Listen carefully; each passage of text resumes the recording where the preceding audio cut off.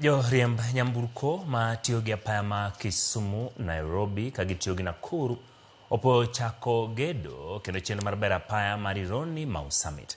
Giwacho ni kotieke to odhi konyo tieko wach mar geche mosebedo ka nindo e apayano kaluwore gi dhungruok margi. Kaka wuono wayudo kendo waneno ka rito timo launching e ndara mawuok Rironi kochomo Mau Summit madhi nyaka Malaba, kendo waneno kolando ni osegolo bilion 48 mondo mi olos go ndarano.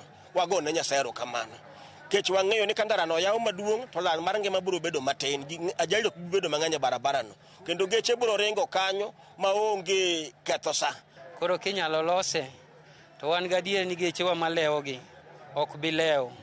Ka barabara obedo, ka gipanua barabara mobedo maduong', tapani biro bedo maber nikech geche koro biro yudo nafas magigwenyore maonge gimoro ni jam. Kendo wakwayo ni ndara miloso sani ni kik bed politicized in any way, kik kelie siasa, kik jomoko ne ni onge economic